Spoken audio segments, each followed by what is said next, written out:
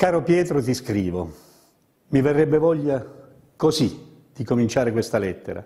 Signor Presidente del Senato Pietro Grasso. Siamo stati magistrati entrambi, io sono stato parlamentare come lo sei tu ora, entrambi conosciamo le regole del gioco. E allora mi chiedo, signor Presidente del Senato, lo sai o non lo sai che fra pochi giorni inizia il processo in dibattimento nei confronti addirittura dell'ex Presidente del Consiglio, Silvio Berlusconi, per un reato gravissimo, corruzione parlamentare, per aver corrotto in concorso con Walter Lavitola, suo sodale, un senatore della Repubblica, De Gregorio.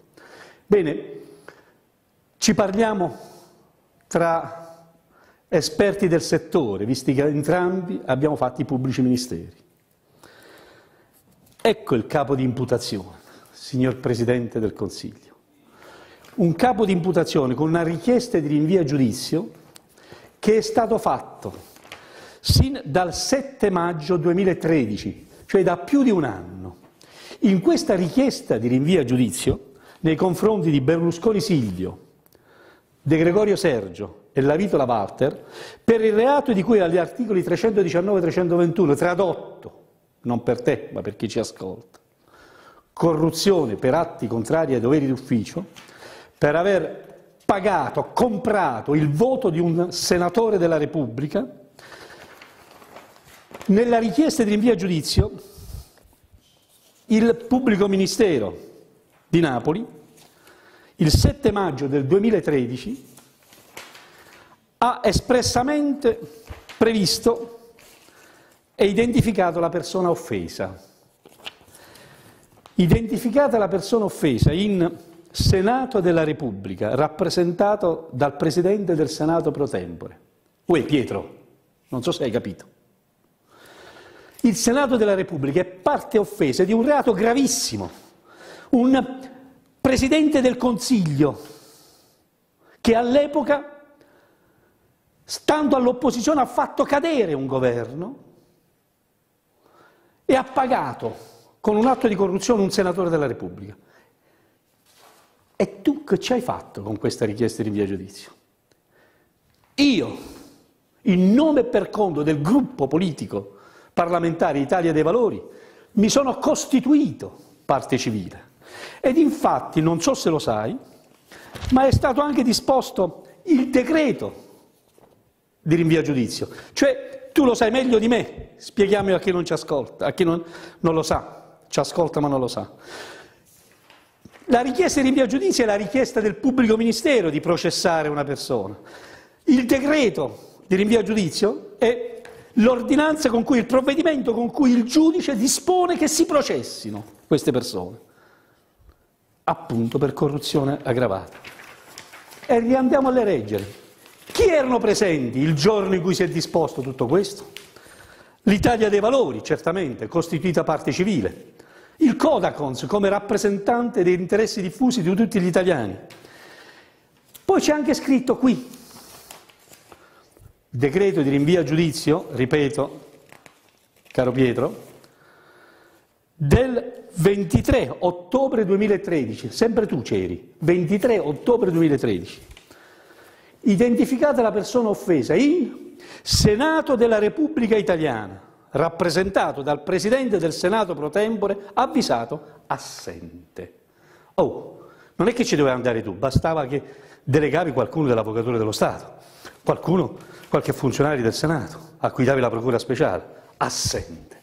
In un fatto così grave, che ha stravolto la democrazia, le regole del gioco, che ha mandato un governo in minoranza con un atto di corruzione pagato milioni di euro. Assente. Ma non so se lo sai, nel frattempo uno degli imputati, Sergio De Gregorio, ha pure patteggiato la pena, ecco la sentenza, lo ha patteggiato il 23 ottobre 2013 e sai cosa gli hanno fatto? È stato condannato, patteggiato la pena, a 1 anno e 8 mesi di reclusione, perché l'ha patteggiato. Bene, tu mi dirai, ma mo perché ce l'hai con me.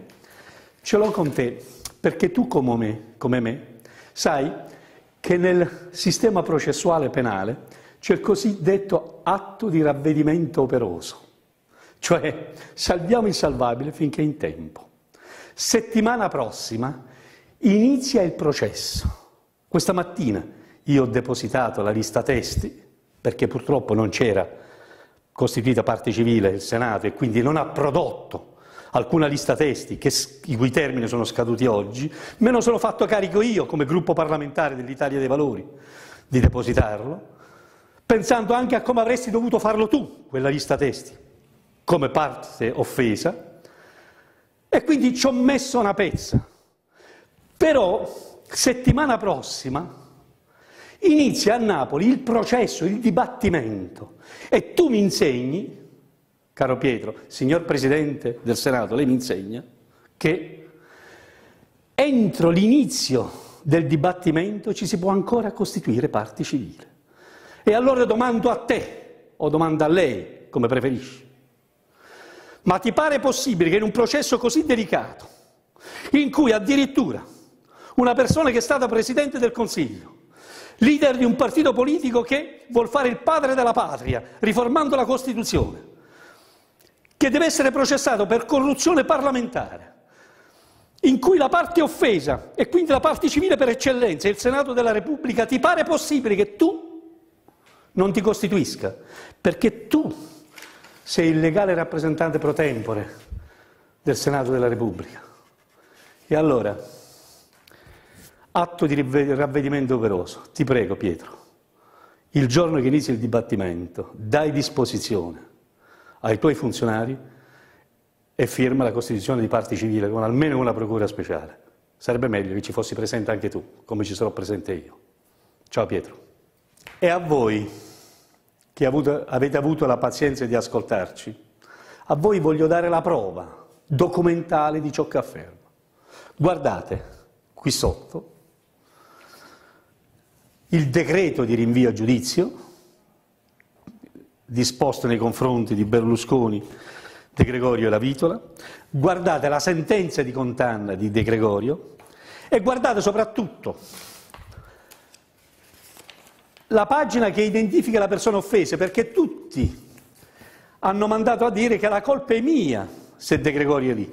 No, noi dell'Italia dei Valori siamo persone offese come il Senato, perché pensavamo di avere a che fare con un giornalista e invece abbiamo avuto a che fare con un personaggio che si è venduto come Giuda per 30 denari.